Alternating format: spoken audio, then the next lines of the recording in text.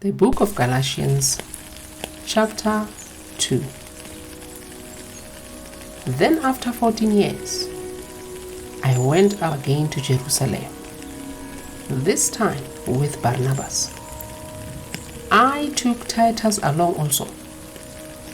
I went in response to a revelation and meeting privately with those esteemed as leaders. I presented to them the gospel that I preach among the Gentiles.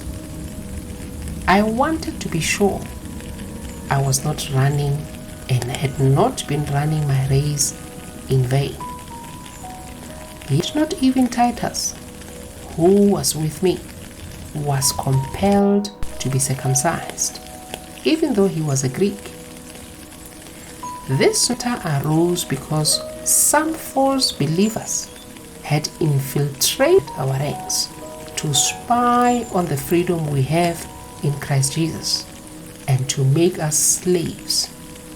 We did not give in to them for a moment, so that the truth of the gospel might be preserved for you. As for those who were held in high esteem, whatever they were makes no difference to me. God does not show favoritism.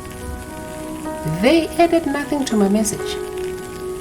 On the contrary, they recognized that I had been entrusted with the task of preaching the gospel to the uncircumcised, just as Peter had been to the circumcised.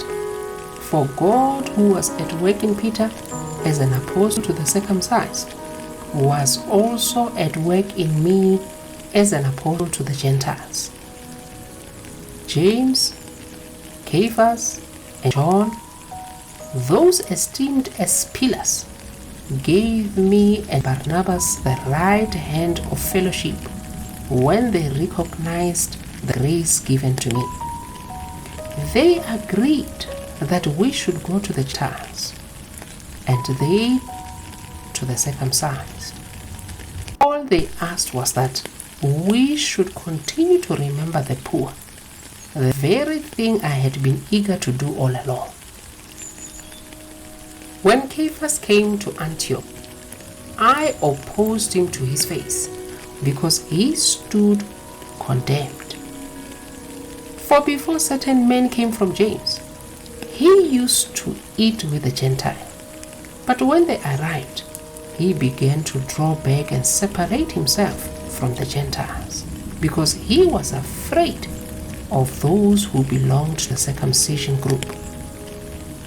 The other Jews joined him in his hypocrisy, so that by their hypocrisy even Barnabas was led astray. When I saw that they were not acting in line with the truth of the gospel, I said to Cephas in front of them all, "You are a Jew, yet you live like a Gentile and not like a Jew. How is it then that you force Gentiles to follow Jewish customs? We who are Jews by birth and not sinful Gentiles know that a person is not justified by the works of the law, but by faith in Jesus Christ. So we too have put our faith in Christ Jesus, that we may be justified by faith in Christ and not by the works of the law, because by the works of the law no one will be justified. But if, in seeking to be justified in Christ, we Jews find ourselves also among the sinners, doesn't that mean that Christ promotes sin? Absolutely not. If I rebuild what I destroyed, then I really would be a lawbreaker. For through the law I died to the law, so that I might live for God. I have been crucified with Christ, and I no longer live, but Christ lives in me. The life I now live in the body, I live by faith in the Son of God, who loved me and gave himself for me.